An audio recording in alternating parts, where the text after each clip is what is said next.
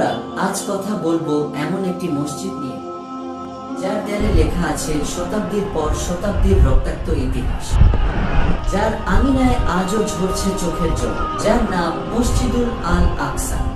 মসজিদুল আল আকসা জায়গাটি শুধু পবিত্র নয়, এটি আমাদের ঈমানের অংশ। এখান থেকে শুরু হয়েছিল নবীজির সাল্লাল্লাহু আলাইহি ওয়াসাল্লামের মেহেরাজ।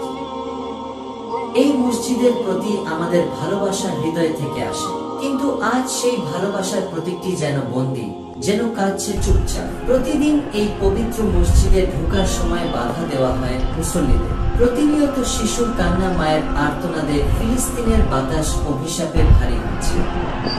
শিশু থেকে বৃদ্ধের রক্তে রঞ্জিত হয় মাঠ। দখলদার ইসরায়েলি সেনারা নির্বিচারে গুলি চালায়, ফাটাচ্ছে, বোমা চালাচ্ছে, বিমান হামলা করছে, ড্রোন হামলা, এমনকি ড্রোন দিয়ে খুঁজে খুঁজে মানুষকে মেরে ফেলা হচ্ছে।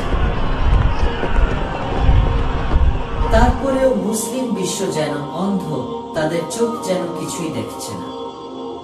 আজকের মিডিয়ার ক্যামেরায় সব দেখছে, কিন্তু অন্তর দিয়ে দেখছে না। জাতিসংঘ বিবৃতি দেয়, কিন্তু প্রতিকার দিচ্ছে না। আমাদের ভাই বোনেরা শহীদ হয়, অথচ মুসলিম বিশ্ব শুধু তাকিয়ে আছে। আমরা কি শুধুই সোশ্যাল মিডিয়ায় পোস্ট দিয়ে বসে থাকবো? না ভাই না, আমরা দোয়া করব।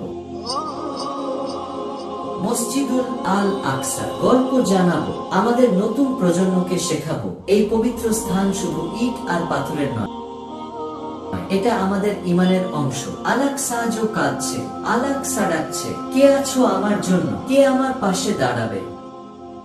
আসুন অন্তত কণ্ঠ দিয়ে হলেও বলি, আল আকসা আমরা তোমার পাশে আছি, ইনশাআল্লাহ একদিন তুমি মুক্ত হবে।